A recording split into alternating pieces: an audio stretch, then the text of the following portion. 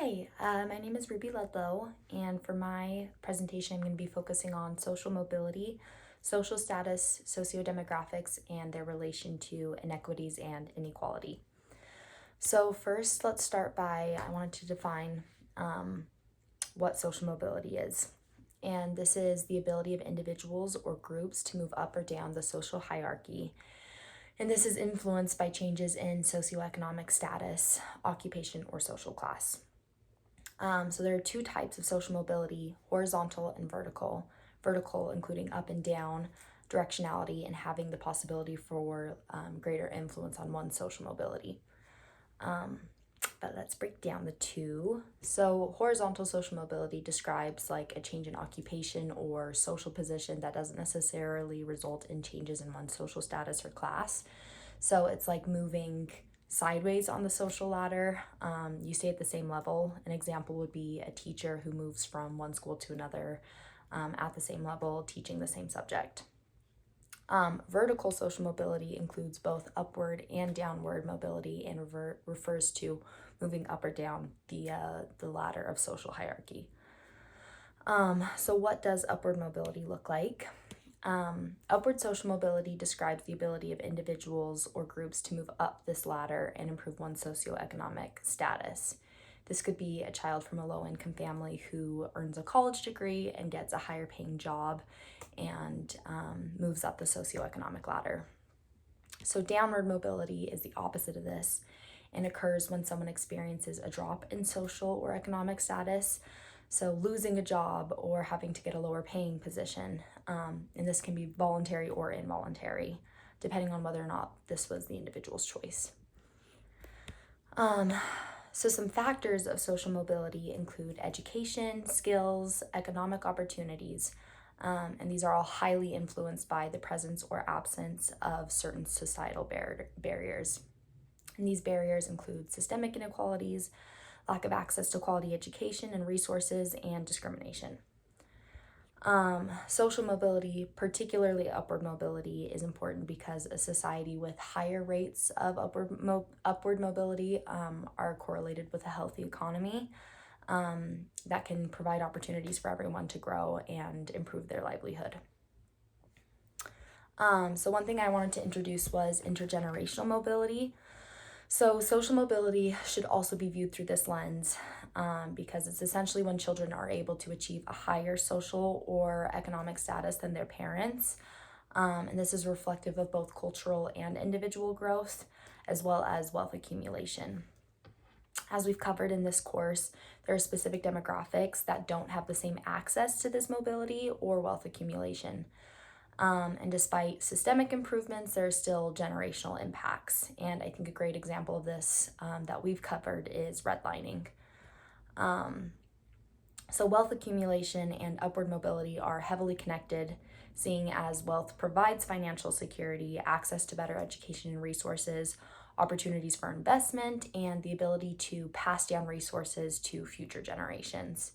And that's kind of the intergenerational mobility that I referred to earlier.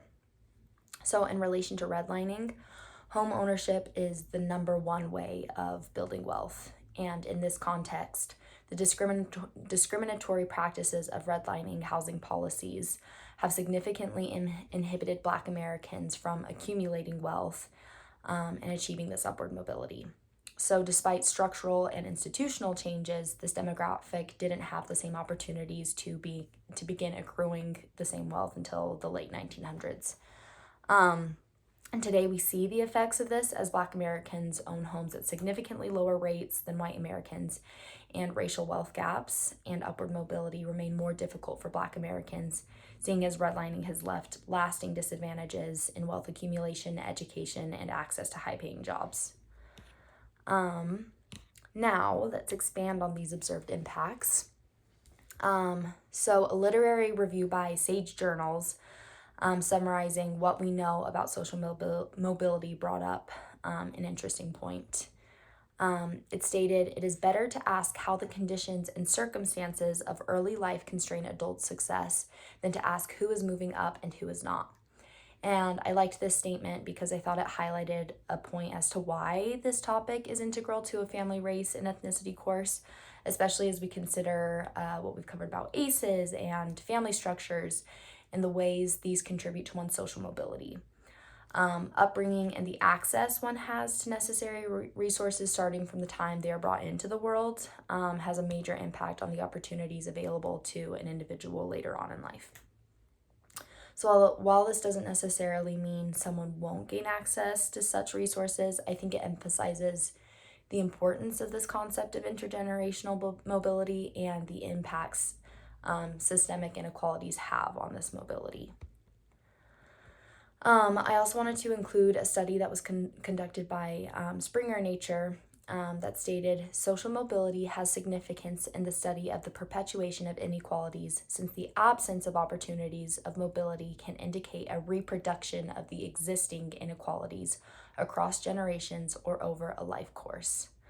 Social mobility is closely tied to lived experience and can be seen in the imprint it has on everyday life and values of individuals and communities, since it is enmeshed in everyday life, connecting with systems of social stratification such as gender and race. Now, I want to go into depth of what factors influence inherited or gained statuses of mobility and inequality.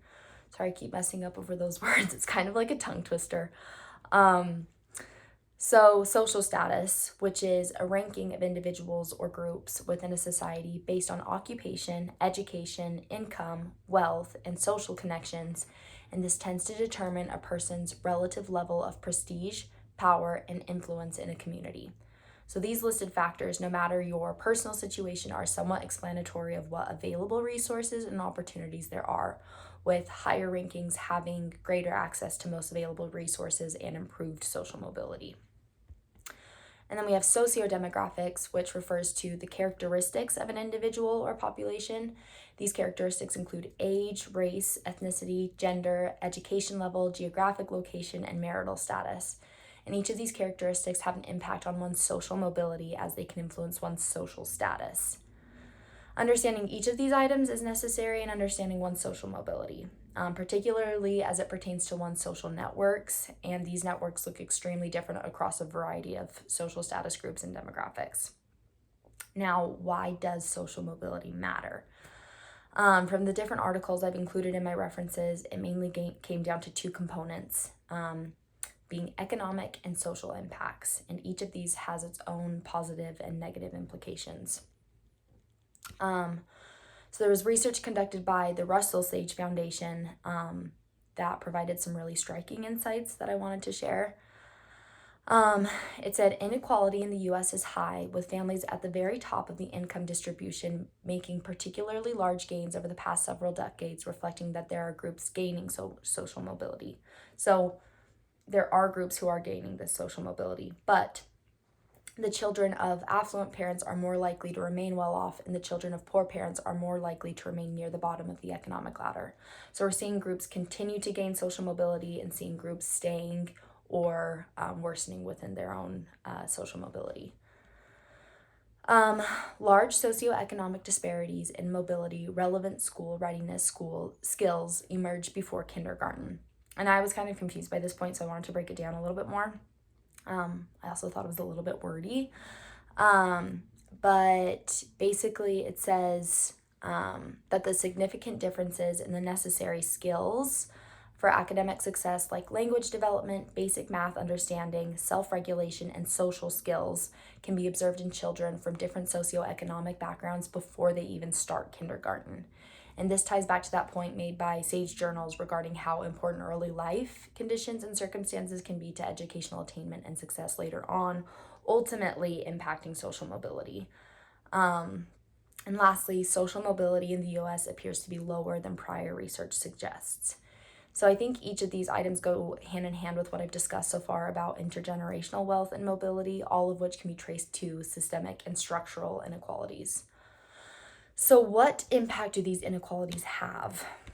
The impact of these inequalities are most visible through educational and economic disparities, as we consider how social mobility greatly influences the access to and quality of education, and how this, in turn, influences the opportunities available to an individual for economic growth, which then influences one's opportunity for growth and social mobility. So if you can kind of see, like, it all has an effect on each other.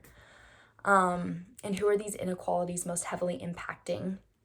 The list is honestly quite lengthy, which I think reflects a rather flawed system that contains several barriers for growth and social mobility. And this list includes racial and ethnic minorities, gender minorities, individuals with disabilities, immigrants, and first-generation students.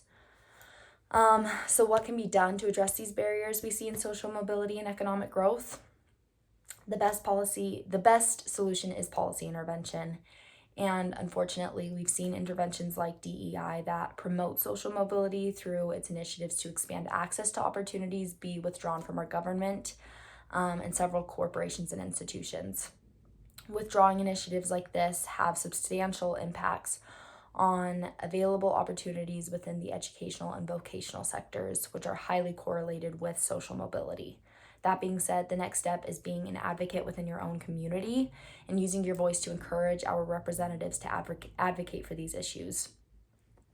So to conclude my presentation, I'd just like to say that I've been saddened to see interventions like DEI and its initiatives be withdrawn. And I say this as a white woman from a middle-class family who has been granted and holds a lot of privilege compared to many other demographics in the U.S. The policy reforms I'd like to see be implemented are definitely at a halt with the current administration, and in the meantime, I think I have an obligation to recognize the role that implicit bias plays in limiting social mobility for a number of groups and actively combat this bias within our own community so that we can begin to make the changes we'd like to see on a national level. So that's all I have for you guys. Thank you.